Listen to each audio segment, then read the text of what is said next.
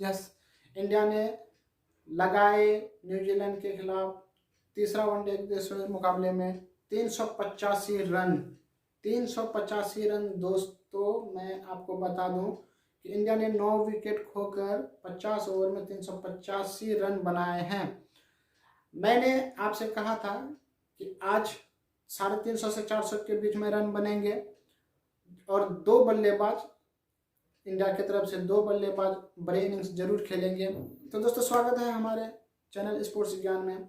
बात करेंगे हम इंडिया न्यूजीलैंड जो तीसरा एकदिवसीय मुकाबला खेला जा रहा है, और इंडिया की पहली इनिंग की समाप्ति के बाद इंडिया का जो स्कोर कार्ड है, जितने भी बल्लेबाज उनके आउट हुए हैं उन सब का एक एक करके बताएंगे, और इंडिया ने जो टोटल रन्स बनाए हैं उनके बारे में भी बात करेंगे आपको।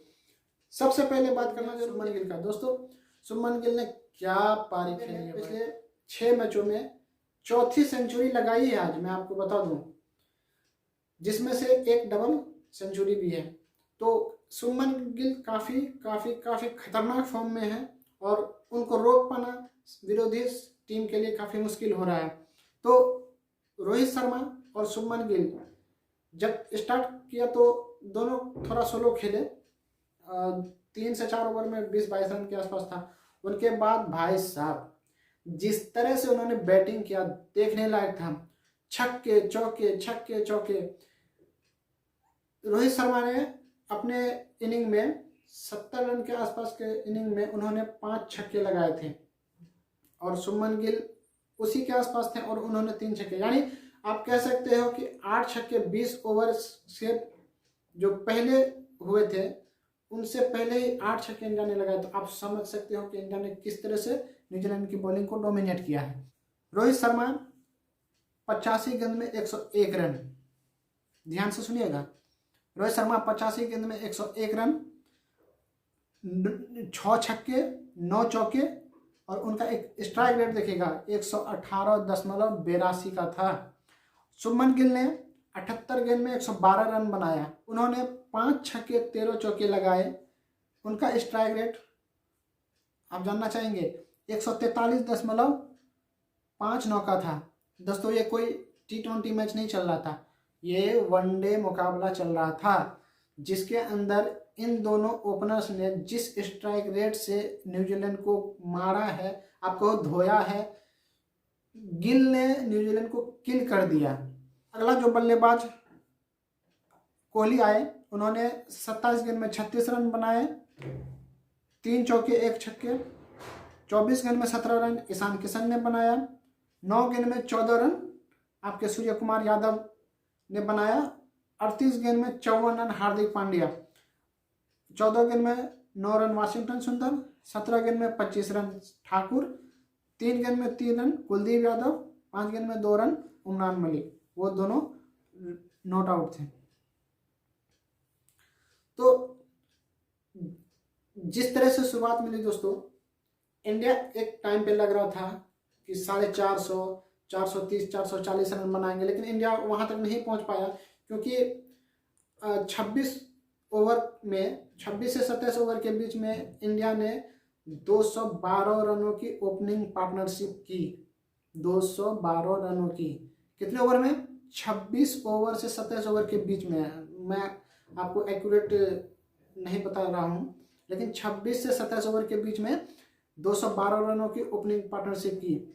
उनके बाद रोहित शर्मा के आउट होने के बाद इंडिया ने क्विक सक्सेशन में अपना विकेट खोया है। ईशान किशन भी आउट हो गए, विराट कोहली भी आउट हो गए। तो इसकी वजह से इंडिया ने वो जहां तक इंडिया को पहुंचना चाहिए था, क्योंकि आप देखो 26 ओवर में 212 रन, तो अगर आप 30 ओवर, ऐसे कहा जाता है दोस्तों कि 30 ओवर में आप जितने भी रन बनाते हो आप उनका डबल कर लो। तो इंडिया ने अपना मोमेंटम खोया जरूर। 430, 440 रन बनाने चाहिए थे, नहीं बना पाए। मेरे हिसाब से दोस्तों ये मुकाबला अभी भी दोनों टीमों के बीच बराबर है। आप कहोगे कि दोनों टीमों के बीच कैसे बराबर है? 385 रन कम नहीं होते हैं भाई, कम नहीं होते हैं, लेकिन जिस तरह की विकेट है, जिस तरह की आउटफील्ड है, बॉल बल्ले से लगती नहीं और बाउंड्री के बाहर चली जाती गेंद, और मैदान भी काफ़ी छोटा है, छक्के मारने बहुत आसान है, आसान नहीं है लेकिन बाउंड्री बहुत छोटी है। अगर मिस टाइम भी आप करते हो तो बाउंड्री लाइन से गेंद बाहर ही जाती है। और जितने भी गेंद हवा में गए, मैंने रोहित शर्मा का एक शॉट देखा, वो मिस टाइम ही हो गया था। अगर कोई और मैदान होता दोस्तों तो वो आउट हो जाते हैं, लेकिन यहाँ भी मैदान के बाहर चले गई गेंद। तो ये न्यूजीलैंड चेस कर सकता है, बड़ा टोटल है, लेकिन आप ये नहीं कह सकते हो कि न्यूजीलैंड इस मैच से बाहर हो गया। मेरे हिसाब से इंडिया ने 40 से 50 रन कम बनाए हैं। वो तो हार्दिक पांड्या ने आखिरी में जिस तरह से बल्लेबाजी की, 38 गेंद में 54 रन बनाए उन्होंने, 3 चौके 3 छक्के की मदद से। उनका स्ट्राइक रेट भी 142.11 का था। तो इसकी वजह से न्यूजीलैंड ने, आप कहें तो इंडिया को 400 के पार पहुंचने नहीं दिया, अच्छे टोटल पे रोक दिया। लेकिन टोटल छोटा नहीं है, बड़ा है। न्यूजीलैंड को चेस करने के लिए बहुत अच्छी बल्लेबाजी करनी पड़ेगी और उनको दिखाना पड़ेगा कि हमारे बैटिंग में क्या दम है और हम क्या कर सकते हैं। फर्स्ट इनिंग से पहले जो प्रीव्यू मैंने किया था उसमें मैंने कहा था कि इंडिया अगर पहले बैटिंग करेगा तो 350-400 के बीच में रन बनाएगा। तो मेरा एक प्रेडिक्शन तो बिल्कुल सही हुआ कि इंडिया एग्जैक्ट 350 से 450 के बीच में ही रन बनाया। वो 450 बना सकते थे लेकिन वो पार ही नहीं गए, क्योंकि उनको हमें साबित करना था कि हम सही बोल रहे हैं। ठीक है, तो ये तो मजाक वाली बात हो गई। दूसरा जो मेरा प्रेडिक्शन था कि कोई 2 बल्लेबाज इंडिया के लिए बड़ा इनिंग खेले, एक रोहित शर्मा एक शुभमन गिल। भाई शुभमन गिल जिस हॉट फॉर्म में है, उनको रोक पाना किसी के लिए इतना आसान नहीं है।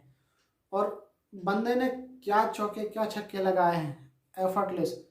मैं उनको देखता हूं तो मुझे ऐसा लगता है कि जब रोहित शर्मा शुरू में खेलने आए थे उतना ही टैलेंट दिखता था जितना शुभमन गिल में है। लेकिन रोहित शर्मा ने अपने करियर के अर्ली स्टेज में बहुत सारे मौके गंवाए भी, लेकिन टैलेंट उनके अंदर बहुत ज़्यादा था। इसलिए धोनी ने उनको कभी भी, आप ये नहीं कह सकते ड्रॉप हुए थे, 1-2 बार ड्रॉप भी हुए, लेकिन धोनी ने उन पर विश्वास बनाए रखा। और दोस्तों रोहित शर्मा आज जो भी हैं, मेरे हिसाब से आज रोहित शर्मा जो भी हैं उनमें धोनी का बहुत बड़ा हाथ है। अगर कोई और कप्तान होता तो रोहित शर्मा होते ही नहीं, क्योंकि वो अपने 2 से 3-4 साल जिस तरह से उनका कैरियर रहा था, बड़े स्कोर नहीं बना पाते थे, 30 रन 40 रन बनाते थे और कोई गलत शॉट मार के आउट हो जाता था। टैलेंट की कोई कमी नहीं उनके अंदर। हर कोई उनको देख के यही कहता था कि यार इतने बड़े प्लेयर, इतना अच्छा टैलेंट है, लेकिन उस टैलेंट को परफॉर्मेंस में नहीं तब्दील कर पा रहा था। लेकिन कहते हैं ना दोस्तों कि हर किसी का समय आता है। जब वो समय आया तो 2013 चैंपियंस ट्रॉफी के मैच में जब उनसे ओपन करवाया गया और वहाँ पे उन्होंने जो शतक लगाया, वहाँ से रोहित शर्मा ने फिर कभी पीछे मुड़ के नहीं देखा। उस बल्लेबाज ने वहाँ से शतकों की झड़ी लगाई, रिकॉर्ड्स पे रिकॉर्ड्स बनाए, कई रिकॉर्ड्स तोड़े। वो एकलौते बल्लेबाज हैं जो 3 डबल 100 लगा चुके हैं, जिसमें से उनका हाईएस्ट स्कोर 264 रन है। वो श्रीलंका के खिलाफ, आपको पता होगा कि रोहित ने 264 रन की क्या धुआंधार पारी खेली थी। तो दोस्तों रोहित शर्मा ने 2019 के बाद उनका फर्स्ट सेंचुरी है वाइड बॉल फॉर्मेट में, जो कि उन्होंने आज लगाया है, और ये उनके करियर का 28वां सेंचुरी था। तो उनके लिए काफ़ी अच्छा है, भारत के लिए भी काफ़ी अच्छा है कि रोहित शर्मा का फॉर्म में आना, रोहित शर्मा का फॉर्म में रहना भारत के लिए काफ़ी महत्वपूर्ण है। और जिस तरह से वो बल्लेबाजी करते हैं, शॉर्ट गेंद को तो मानो ऐसा लगता है कि भाई तू चल, शॉर्ट गेंद मेरे लिए मायने नहीं रखता। शॉर्ट गेंद पे अभी के टाइम पे वर्ल्ड क्रिकेट में जितने भी प्लेयर्स हैं, सब में से अच्छा अगर कोई शॉर्ट गेंद को खेलता है तो वो रोहित शर्मा है। भाई शॉर्ट गेंद पे वो चौके नहीं छक्के ही लगाते हैं। शॉर्ट गेंद डालो, आप छक्के खाओ। और बहुत सारे बॉलर इस चीज़ को जान के भी शॉर्ट गेंद उनको करते हैं, और आज भी उन्होंने शॉर्ट गेंद पे कई छक्के लगाए। तो जब भाई ज़बरदस्त खिलाड़ी हैं, इन पर तो कोई डाउट नहीं है। उनका टैलेंट, उनकी जो काबिलियत है, इस पर किसी को कोई शक ही नहीं है। भाई वो कप्तान भी अच्छे हैं। तो इसकी वजह से पिछले 1.5 साल 2 साल में उन्होंने कोई सेंचुरी नहीं लगाई थी, लेकिन भाई आज वो भी कसर उन्होंने पूरी कर दी। अब बात करते हैं शुभमन गिल की। शुभमन गिल का 6 मैचों के अंदर, 6 से 7 मैचों के अंदर उनका ये चौथा 100 है। इसमें से एक डबल 100 भी लगा चुके हैं, तो वो काफ़ी हॉट फॉर्म में है। और क्या टाइमिंग से बैटिंग करते हैं, काफ़ी अच्छे शॉट्स खेलते हैं। और ऐसा नहीं है कि आप उनको तेज गेंदबाजी लाओ तो आप उनको रोक पाओगे, स्पिनर लाओ तो उनको रोक दोगे। भाई दोनों को बराबर पीटते हैं, किसी के अंदर भेदभाव नहीं करते हैं कि नहीं ये स्पिनर है तो मैं इनको नहीं मारूंगा। बिल्कुल बराबर और ध्यान से, किसी के साथ कोई भेदभाव नहीं, खुल के बैटिंग करते हैं, अच्छी बैटिंग करते हैं। मैं चाहता हूँ भी कि शुभमन गिल हो, ईशान किशन हो, इसी तरह से बैटिंग करे। लेकिन ईशान किशन ने आज मौके गंवाए हैं, मौके गंवाए, रन आउट हो गए, पता नहीं कहाँ खोए हुए थे, पता ही नहीं चला कि खोए हुए कहाँ हैं। विराट के साथ मिसअंडरस्टैंडिंग हो गई और उनके बाद रन आउट हो गए। विराट कोहली दूसरे क्रीज पे पहुंच गए, लेकिन वो उनको कॉल करके खुद वापस आ गए। तो ईशान किशन ने अपना विकेट भी आपको तो सेक्रीफाइस कर दिया। वो चाहते तो अपने क्रीज पे आके लौट सकते थे, लेकिन विराट कोहली तबाह हो जाते। तो खैर ईशान किशन को जब से मिडिल ऑर्डर में मौका मिल रहा पिछले 2-3 मैचों से, तो उनका प्रदर्शन उस तरह से नहीं है जिस तरह से उनके साथ ओपनिंग में होता है। तो अगर उनको 4 नंबर पे ही मौका मिलता है तो ईशान किशन को अपनी बैटिंग को सुधारना पड़ेगा, उनको अच्छे रन बनाने पड़ेंगे, कुछ चीज़ें सही करनी पड़ेगी। वो डॉट बॉल बहुत ज़्यादा खेल लेते हैं, बहुत ज़्यादा खेलते हैं। उनको स्ट्राइक रोटेट करने के लिए आना चाहिए, जो वो कर नहीं पाते हैं।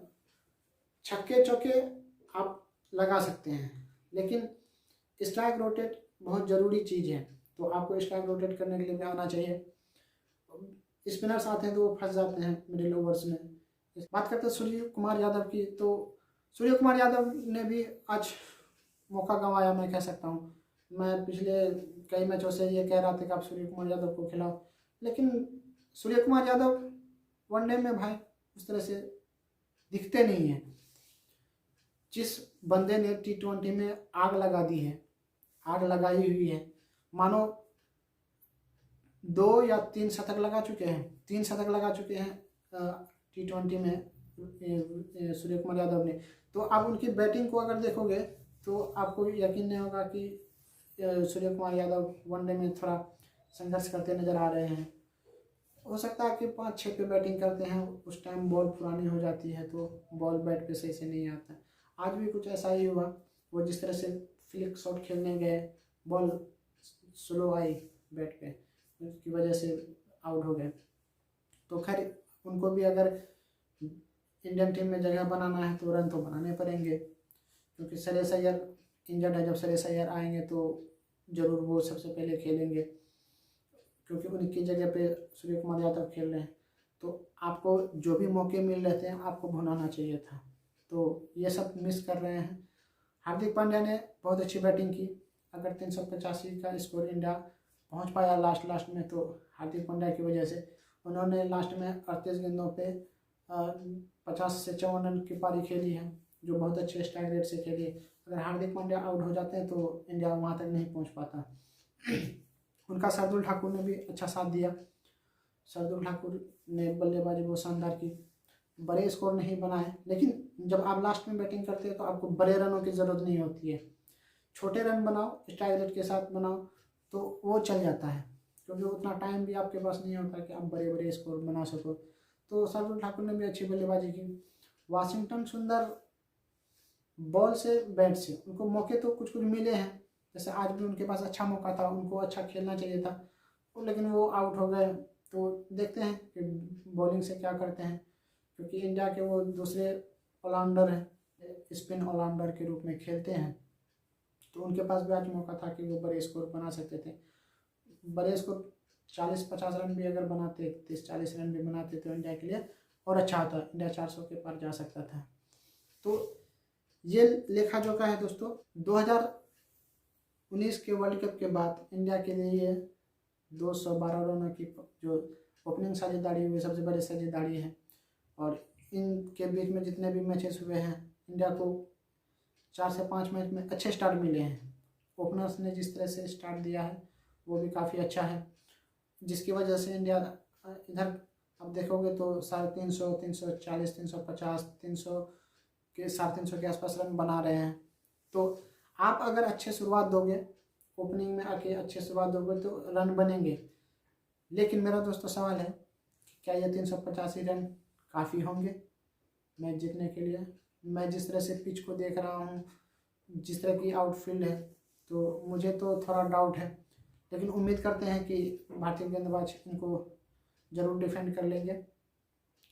और आपको इस तरह के मैचेस जीतने के लिए बॉलिंग अच्छी करनी पड़ेगी, ताकि आप बड़े मैचों में जाओ तो आपके ऊपर इतना प्रेशर ना हो, और आप इन सब मैचों में अच्छे प्रदर्शन करोगे तो आपके ऊपर कॉन्फिडेंस रहेगा, आपको खुद पे भरोसा रहेगा कि हाँ मैंने ये स्कोर डिफेंड किया है। भारत की बॉलिंग में उमरान मलिक, शार्दुल ठाकुर, हार्दिक पांड्या, युजवेंद्र चहल और कुलदीप यादव और वाशिंगटन सुंदर, ये 6 गेंदबाज हैं। लेकिन अगर शुरुआत में विकेट इंडिया को नहीं मिला तो इंडिया के लिए दिक्कत हो सकता है। ये आपके इमरान मलिक पे आप इतना भरोसा नहीं कर सकते हो कि वो क्या करेंगे, और कभी महंगे साबित होते हैं, कभी विकेट भी लेते हैं। लेकिन आप उनको पूरी तरह से ये निर्भर नहीं करोगे कि वो हमारे लिए एक मैच विनर साबित होंगे। उम्मीद करते हैं कि इमरान मलिक अच्छी बॉलिंग करे, विकेट्स ले। शार्दुल ठाकुर, उनको भी प्रदर्शन में सुधार लाना पड़ेगा बॉलिंग में, क्योंकि वो दूसरे तेज गेंदबाज हैं। हार्दिक पांड्या तीसरे गेंदबाज होंगे। लेकिन अगर आप देखोगे जब भारत बॉलिंग करने आएगी तो हार्दिक पांड्या और शार्दुल ठाकुर ही बॉलिंग की शुरुआत करेंगे। तीसरे नंबर पे जो वन चेंज गेंदबाज होंगे वो इमरान मलिक हो सकता है। तो ये लेखा जोखा है दोस्तों। तो दोस्तों इन सब बातों को आगे भी हम जारी रखेंगे। जब न्यूजीलैंड की दूसरी पारी ख़त्म हो जाएगी तो देखेंगे कि क्या इंडिया मैच जीतता है या हारता है। लेकिन मैं तो ये कहूँगा कि इंडिया मैच जीतेगा, लेकिन इतना आसान नहीं होगा। जब दूसरी इनिंग समाप्त हो जाएगी तो फिर हम आपके साथ जुड़ेंगे और बताएंगे इंडिया ने ये मैच कितने रनों से जीता, कैसे जीता और किसने अच्छी बल्लेबाजी, किसने गेंदबाजी अच्छी की। तो दोस्तों तब तक के लिए बने रहिए हमारे साथ। लॉर्ड शार्दुल, भाई लॉर्ड शार्दुल ने क्या बॉलिंग की है। तो दोस्तों स्वागत है एक बार फिर से हमारे यूट्यूब चैनल स्पोर्ट्स ज्ञान में। इंडिया वर्सेस न्यूजीलैंड जो तीसरा मुकाबला खेला जा रहा था दोस्तों वो समाप्त हो चुका है और इंडिया ने ये मुकाबला जीत लिया है। जी हाँ, इंडिया ने ये मुकाबला जीत लिया है। लॉर्ड शार्दुल ने काफ़ी अच्छी बॉलिंग की और उन्होंने 3 विकेट लिए। तो आप कह सकते हो कि लॉर्ड ठाकुर ने आपको मैचेस जिताए, क्योंकि एक समय पे ऐसा लग रहा था कि ये मुकाबला काफ़ी नज़दीक जाने वाला है और न्यूजीलैंड ये मुकाबला जीत भी सकता है। तो सबसे पहले मैं एक एक करके आपको स्कोर कार्ड बता दूं न्यूजीलैंड की बैटिंग का, और फिर हम बात करेंगे आगे कि किसने क्या किया। तो अगर न्यूजीलैंड की बैटिंग की बात करें तो फिन एलन ने एक बार फिर से आज निराश किया। उन्होंने 2 बॉल में 0 रन बनाया। डेवन कॉनवे जो 100 बॉल में 138 रनों की शानदार पारी खेली, वो एकलौते बल्लेबाज थे जो लगा कि जब तक वो क्रीज पर खेल रहे थे तो लगा कि वो न्यूजीलैंड के लिए एक अच्छा बल्लेबाज साबित होंगे और न्यूजीलैंड को मैच जिता भी सकते हैं। अगले जो बल्लेबाज थे हेनरी निकोल्स, 40 बॉल पे 42 रन बनाया। 31 बॉल पे 24 रन डेरेक मिचेल ने बनाया। एक गेंद खेल के 0 रन लेथम। दोस्तों कप्तान लेथम का ये सीरीज बहुत ही ऑर्डिनरी सा गया है। आप कहो तो बिल्कुल फॉर्म में दिखे नहीं। अगर कप्तान ही फॉर्म में ना हो तो टीम स्वाभाविक है कि उस ढंग से नहीं खेल पाती है जिस ढंग से आप खेलना चाहते हो, जो आप सोचते हो, जो तरीके से खेलना चाहते हो नहीं खेल पाते हैं। तो अगले बैट्समैन जो थे वो थे ग्लेन फिलिप, जिन्होंने 5 रन बनाए 7 गेंद में।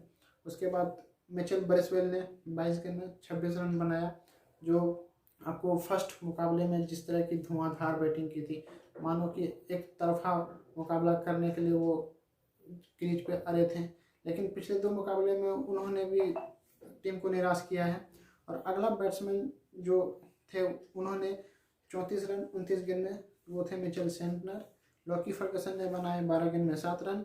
उनके बाद अब देखो तो जैकब डफी 2 गेंद पे 0, 2 गेंद पे फिर 0 टिकनर ने बनाए। तो इस तरह से न्यूजीलैंड ने 41.2 बॉल में 295 पे ऑल आउट हो गई। तो इंडिया ने क्लीन स्वीप कर दिया है न्यूजीलैंड का सुपड़ा साफ। जैसे मैंने मैच प्रीव्यू में कहा था कि क्या इंडिया न्यूजीलैंड का सुपड़ा साफ करेगा, तो दोस्तों कर दिया है। इंडिया ने क्लीन स्वीप किया है, 3-0 की अजब बढ़त के साथ इस सीरीज को ख़त्म किया है। इस सीरीज में भारतीय टीम ने काफ़ी अच्छा प्रदर्शन किया, चाहे वो बॉलिंग ले लो चाहे बैटिंग ले लो। आप कह सकते हो कि दोनों डिपार्टमेंट में, जहाँ तक फील्डिंग की बात है, फील्डिंग में भी अच्छा प्रदर्शन किया, लेकिन कुछ एक आध दो अगर चीज़ आप छोड़ दो तो फील्डिंग में भी काफ़ी अच्छा रहा, लेकिन बॉलिंग बैटिंग काफ़ी शानदार। अगर आप उनको 10 में से अंक दिया जाए तो 10 में से 7, 8, 9 भी आप दे सकते हो। तो काफ़ी अच्छी बल्लेबाजी की और इस सीरीज को क्लीन स्वीप किया। तो दोस्तों जब न्यूजीलैंड की पारी की शुरुआत हुई तो हार्दिक पांड्या ने पहला विकेट फिन एलन को 0 पे आउट करके पहली सफलता दिलाई। लेकिन भाई साहब, डेवन कॉनवे और हेनरी निकल्स ने जिस तरह के पार्टनरशिप किए और बहुत तेज रफ्तार में बैटिंग कर रहे थे, कोई भी गेंदबाज हो, सबको जब तक वो दोनों क्रीज पे थे सबको मार पड़ी है, चाहे वो उमरान मलिक हो, चाहे युजवेंद्र चहल हो, चाहे शार्दुल ठाकुर हो। हार्दिक पांड्या ने शुरुआत में अच्छी गेंदबाजी की, लेकिन जब कुछ सेट हो गए बल्लेबाज तो उन पे भी प्रहार किया गया। तो जब तक हेनरी निकल्स और डेवन कॉनवे खेल रहे थे तो न्यूजीलैंड का चांस काफ़ी अच्छा था कि वो मुकाबला जीत सकते हैं या उनके करीब पहुंच सकते हैं। तो कहते हैं man with golden arm Shardul Thakur. दोस्तों मैं आपको बताऊं कि शार्दुल ठाकुर कौन सी किस्मत है उनके, पता नहीं क्या अपने साथ लेके आते हैं कि आपको ऐसे करंट मूवमेंट पे वो आपको विकेट दिला जाते हैं जो कि आपको उस वक्त बेहद ज़रूरत होती है विकेट की। तो दोस्तों शार्दुल ठाकुर के पास ये लक फैक्टर है जो इंडियन टीम को, उनका लक फैक्टर कभी कभी काम आता है, जो आज भी आया।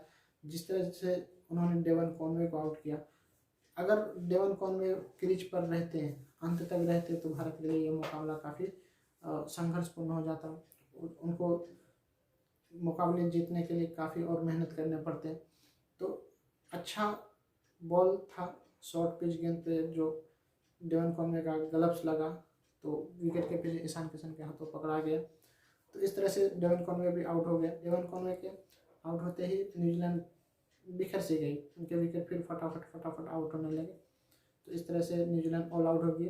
41.2 ओवर में ही न्यूजीलैंड 295 रन बनाकर आउट हो गया। एक टाइम पे न्यूजीलैंड नंबर 1 टीम थी, जो आज भारत नंबर 1 टीम बन गई है। जब न्यूजीलैंड टीम आई थी दोस्तों तो ऐसा लगा था मुकाबला होगा, काफ़ी अच्छा मुकाबला होगा, कड़े टक्कर दिए जाएंगे, लेकिन ऐसा कुछ देखने को नहीं मिला। एक बार मैं भारतीय टीम की बॉलिंग स्कोर कार्ड बता दूं। हार्दिक पांड्या ने 6 ओवर डाले, जिसमें से 37 रन दिए, उन्होंने 1 विकेट लिया। वाशिंगटन सुंदर ने 6 ओवर में 49 रन देकर कोई विकेट नहीं। शार्दुल ठाकुर 6 ओवर 45 रन, उन्होंने 3 विकेट लिए, 3 महत्वपूर्ण विकेट लिए। जैसे मैंने कहा कि मैन विथ गोल्डन आर्म, इसलिए उसको ऐसे नहीं कहते लॉर्ड शार्दुल। उमरान मलिक ने 7 ओवर में 52 रन देकर 1 विकेट लिया। इकॉनमी थोड़ी महंगी थी। कुलदीप यादव ने 9 ओवर में 62 रन देकर 3 विकेट लिए। देखिए 9 ओवर में 62 रन, आपको देखते हैं कि ये 9 ओवर में 62 रन है, महंगे साबित हुए, लेकिन उन्होंने 3 महत्वपूर्ण विकेट लिए। जब आप बड़े मुकाबले में इस तरह के गेंदबाज को खिलाते हो तो आप यही चाहते हो कि मिडिल्स ओवर में आपको विकेट लेके दे। जिस तरह से पार्टनरशिप लग चुका था, निकल्स और कॉनवे खेल रहे थे, वहाँ पे ब्रेक थ्रू कुलदीप यादव ने ही दिलाया। जब हर बॉलर को मार लग रहा था तो कुलदीप यादव ने आके वो विकेट थ्रू दिलाया। उसके बाद युजवेंद्र चहल ने 7 ओवर 2 बॉल में 43 रन देकर 2 विकेट लिए। तो हर किसी ने विकेट्स लिए हैं, सिर्फ वाशिंगटन सुंदर को छोड़ दें तो सारे गेंदबाजों को विकेट्स मिले हैं। तो इंडिया ने ये मुकाबला भी जीत लिया और न्यूजीलैंड के साथ 3 वनडे मैचों की श्रृंखला को क्लीन स्वीप किया है। दोस्तों बहुत जल्द इंडिया वर्सेस न्यूजीलैंड जो 3 T20 आइस मुकाबले खेलने हैं वो भी बहुत जल्द स्टार्ट होगी। जब वो श्रृंखला स्टार्ट होगी तो हम फिर से आपके लिए मैच एनालिसिस और मैच के बाद या मैच से पहले जो भी होगा, जो भी न्यूज़ होगा, जो भी अपडेट्स होगा वो हम आपके लिए लेके आएंगे और आपके साथ हम जुड़ेंगे। आप हमारे साथ बने रहिए और कोई भी अपडेट्स होगी तो हम आपके लिए लाएंगे। और दोस्तों हमारे चैनल को लाइक करो, सब्सक्राइब करो और शेयर भी करो। नोटिफिकेशन की घंटी बजाना मत भूलना। तब तक के लिए जय हिंद, जय भारत।